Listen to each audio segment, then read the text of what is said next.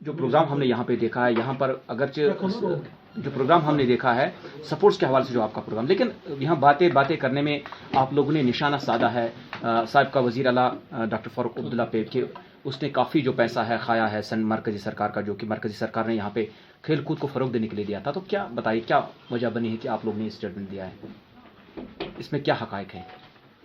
سب سے پہلے میں میڈیا کو شکریہ ادا کرنا چاہتا ہوں اور اپنے تمام ساتھیوں کا بھی شکریہ ادا کرنا چاہتا ہوں اور تمام نوجوانوں کا شکریہ ادا کرنا چاہتا ہوں آپ کی وساطت سے، اور یہاں کی اسٹیٹ سرکار کو بھی میں شکریہ ادا کرنا چاہتا ہوں منوج سنہا صاحب کا.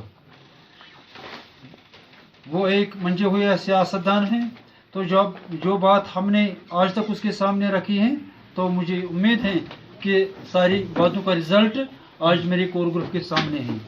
تو آج میں نے یہاں کولگام میں پہلی دفعہ میں آیا ہوں، تو مجھے راستے میں بہت نوجوان ملے ہیں، انہوں نے سپورٹس کے حوالے سے مجھے بہت گلے شکوے کی ہیں.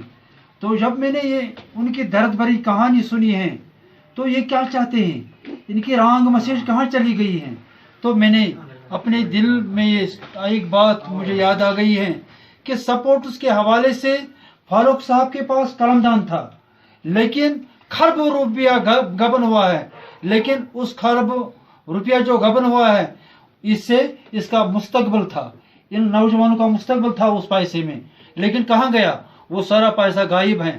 آج ABC CBI انویسٹیگیشن کر رہی ہیں لیکن انویسٹیگیشن سے کچھ نہیں ہو جائے گا. آپ پریکٹیکلی طور پر ایسے افرادوں کو سامنے لانا ہے اور ان کو جیل بھیجنا ہے.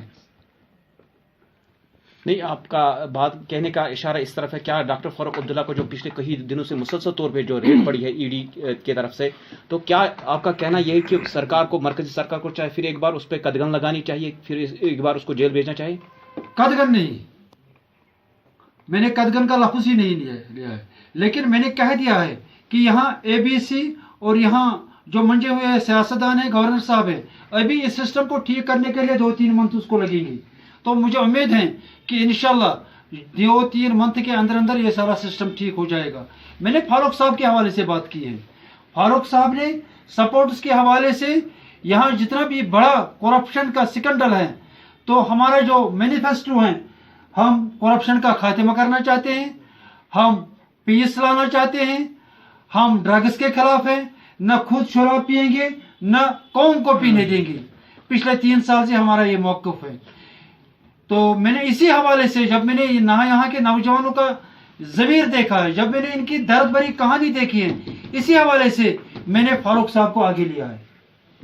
فاروق صاحب یہ بتائیں کہ آنے والا وقت جو ہے مرکزی سرکار یہاں چاہتا ہے کہ جتنی بھی سیاسی جماعتیں ہیں وہ پھر ایک بار پلیٹ فارم پہ آئے، یعنی کہ یہاں پہ سیاست میں وہ بطور یعنی الیکشن میں جو ہے وہ شرکت کرے. کیا آپ کا جو جموں کشمیر عوامی فورم ہے، کیا آپ لوگوں نے بھی کچھ ارادہ بنا ہے کہ جو آنے والے پنچایتی الیکشن جو اس میں آپ لوگ حصہ لیں گے؟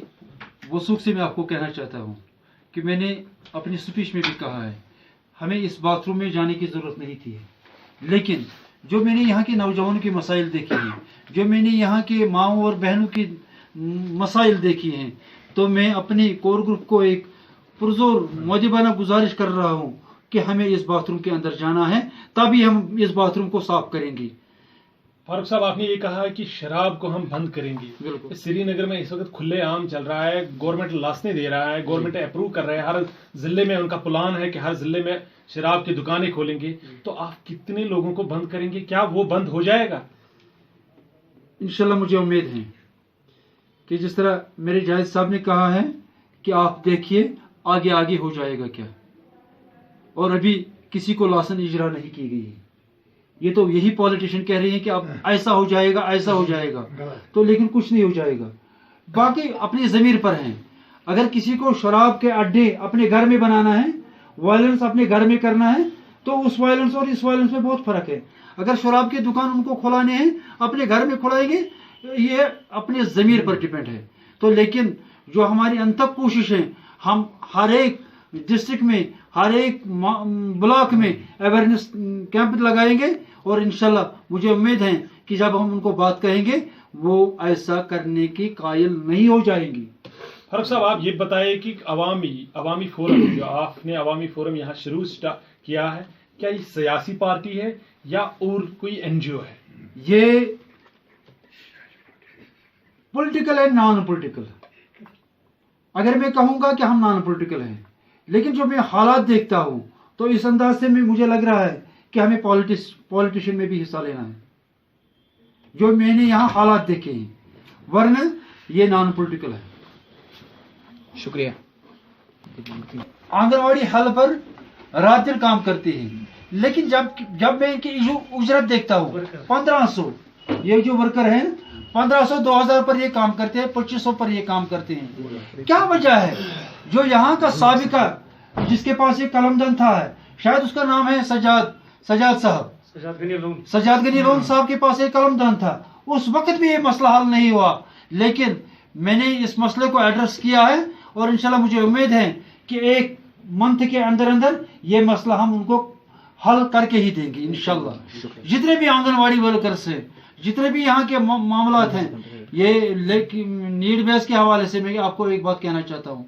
یہاں میں یہ کہ ضمیر سے آپ کہ سماج کو ہم کہاں سٹارٹ کریں گے اور کہاں ہم چھوڑیں گے. یہاں سے سٹارٹ کریں گے، پیچھے ہم جب دیکھتے ہیں وہاں بھی کھنڈرات ہیں. کہاں سے ہم سٹارٹ کریں گے؟ لیکن میری پاس ایک پالیسی ہے، ایک بیمار ایک روزگار، جس کے لیے ہم انشاءاللہ 3 منتھ کے اندر شروعات کرنے والے ہیں. اور مجھے امید ہے کہ جب 20,000 نوجوان خود کفیل روزگار کے مطمئن بن جائیں گے تو وہی ایک میرے لیے بڑی مسیج ہو جائے گی. شکریہ. باقی